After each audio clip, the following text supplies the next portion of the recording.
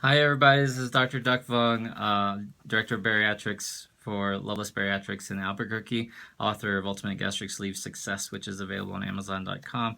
This is a summary for the Periscope broadcast I just got finished doing. Today is what is today? September 20th, 2015. The topic was, why does a rigid mind cause us to stay obese? And a quick summary: number one, a rigid mind won't let go of the past by saying things like, this is what we've always done, this is what I always know. And what happens is that leads to a lot of suffering. Now, why does it lead to suffering? It's because the world is changing. It has changed and continues to change. And if we think that this is all we do, this is how we've always done it, it's going to cause a lot of misperceptions, which causes a lot of conflicts in your life, and that will lead to suffering, which then will lead to obesity or other problems. The problem I'm talking about is obesity.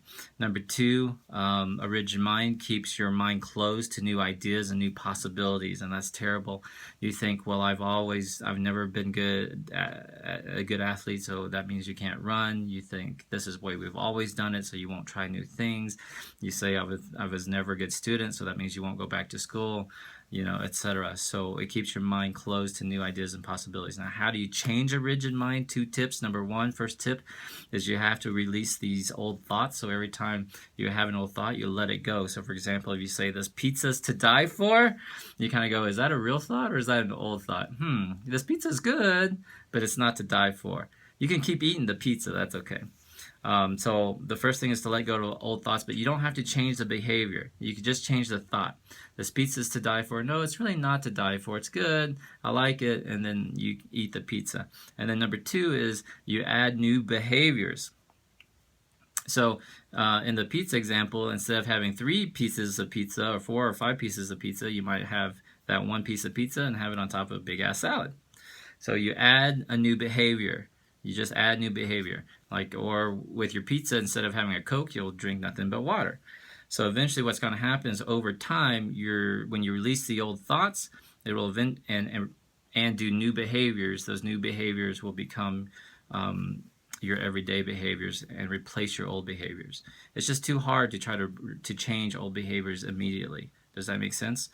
So the reason why, and the other thing I talked about was that we learned from the Tao Te Ching, written by Lao Tzu, that everything that's rigid is close to dying. If you think of a blade of grass, when it's young, it's very flexible, and as it starts to die, it gets real hard. Same thing with a tree. A young tree will sway in the breeze, but as it gets older and it's starting to die, its limbs become rigid and it cracks.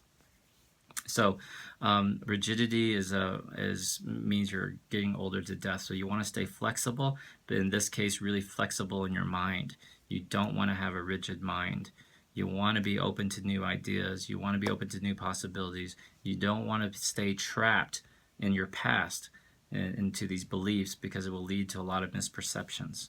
Okay, so work on that by letting go of your old thoughts and adding new behaviors. You can continue to do old behaviors, but those will eventually get replaced by your new behaviors. All right, those are simple tips. That was a little bit more than a minute, but my first time doing this, so I'm going to do summaries every day. You can follow me on the Periscope broadcast every night around 7 p.m. Time varies a little bit, and have a blessed day. I'll see you later. All right.